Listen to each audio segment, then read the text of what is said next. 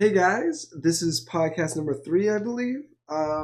Welcome to Forbidden Technique Developers Blog.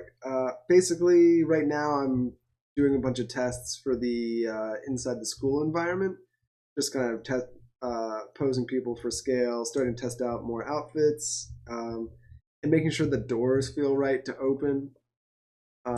Yeah, but anyways, I've been following a lot of groups recently about development for virtual reality, and there was one post that really pissed me off a couple days ago, where someone was talking about how Steam's refund policy is like a huge obstacle to developers. Like, how dare assume, I think they're just talking about the people who, quote unquote, abuse the system. How dare somebody play a game for like an hour or two? I guess there's like a 2 hour cutoff. How dare someone play it and then refund it? What about the poor developers? That isn't that unfair? Because they put so much time into it, and having those sales taken back, really hurts. And I'm just like, you realize that people who refund a game, you know, almost across the board would have never bought your game if they didn't understand that system. Like if they didn't know about the fact that they could refund the game if they didn't enjoy it, or they would never try it again. They would never want to show it to any friends. Then they would never have bought your game in the first place and taken that risk. And then also just philosophically, if you are so strapped for cash that you actually want to make money off people who regret buying your game, who would rather not have your game and have their money back. And usually when this is happening, this is for a much smaller game. So I think in the case it was probably like 10 or 15 bucks. They would rather have 10 or 15 bucks and never be able to play this game again ever. You want to make money from those people who basically disliked or were kind of bored. Maybe they hated your game. They're like, oh wow, this. Basically, they thought it looked way better than the trailer. Most of the time, if they're trying it out, and then within an hour or two refunding it and basically committing to never wanting to play it again. If that's the case, they really didn't like your game. So if you're griping about like, oh, these people are abusing the system, I'm like, well, clearly your game kind of sucked. I mean, at least for that person. So like, why do you want money from people who didn't enjoy your game? Who disliked it, and especially for virtual reality, where the bar is kind of all over the place. Like, if you just bring something unique, people hold on to it and show a lot of people. Like, I've been showing people this one demo called Budget Cuts, and I love that. But it's actually really short. It's been that way for like I think like a whole year. It's like I haven't even heard any updates on the developer, but it's still one of the coolest things out there. And it's a pretty straightforward game. You sneak around, you throw knives at robots. But it brought something that not really any other virtual reality games, because there's so few out there, bring to the table, and it was really pretty. So, like, if people are refunding your game, and this is in virtual reality, where these people are desperate for games, because there's so few, and so few long ones, then, like, oh, if you're turning that criticism outwards, I don't know. It was just kind of disgusting to me. Like I can 100% sympathize with feeling the crunch. I don't know. With feeling the crunch, um,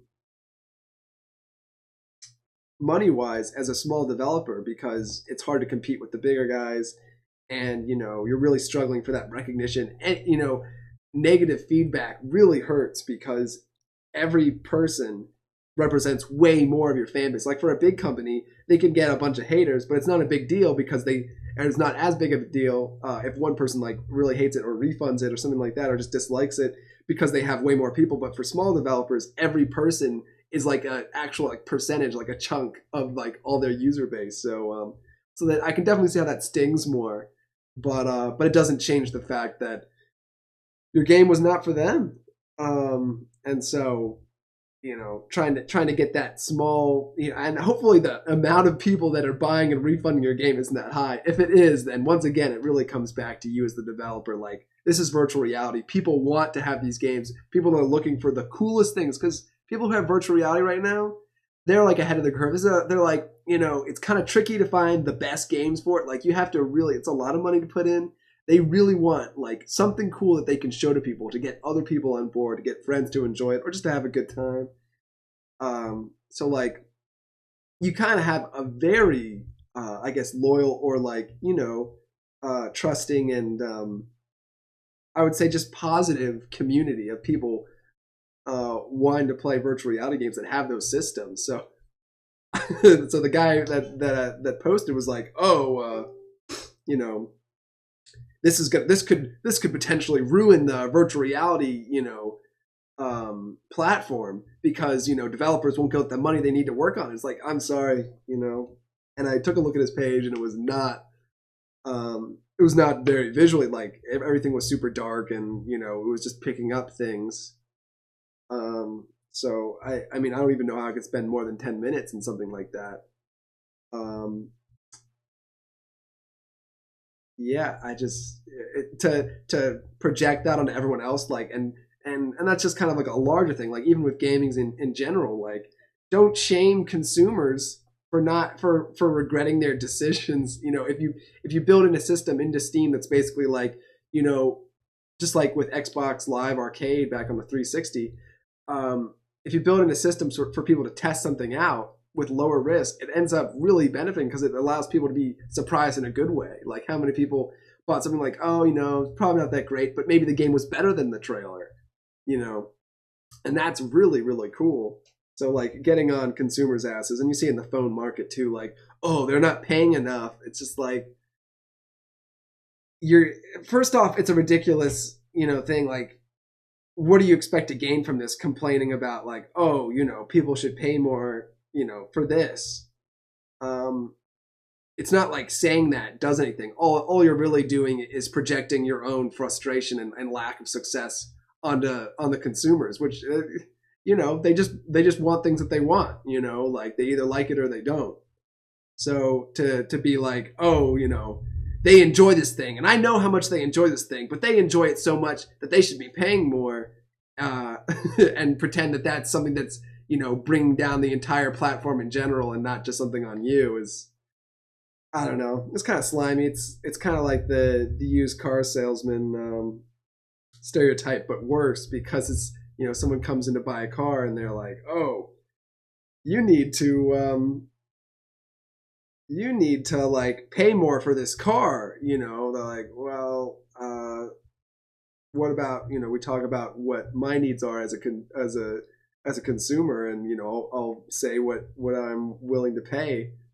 Don't shame me afterwards. Like that's so weird. Like trying to bring like a right and wrong moral justification into game sales. That's kind of a bizarre thing. Like as if you as the developer are an objective source of standards for what is right and wrong in the world of game sales. Like obviously you're very biased, but love your fans and don't generalize the people who refund your game to be representative of any way of what should be your fan base. Like those are not your fans. They didn't like your game, so either your game is bad, which is probably a portion, could be better.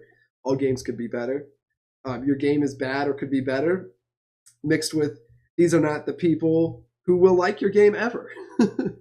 So if you have something if you want to make a big statement about your frustration with game sales, it's probably just that you're not finding your niche, and the people who for whatever reason did take that risk or that intention to try and buy your game and like maybe considered refunding it before they even get it, for whatever reason, you're reaching the wrong people if they're refunding your game. So ignore that. That's if what you're worried about is people who are lurking around looking for games to test and then refund, that's an unwinnable battle. Like you won't get those people to give you money if they already have a goal, which is to not give you money.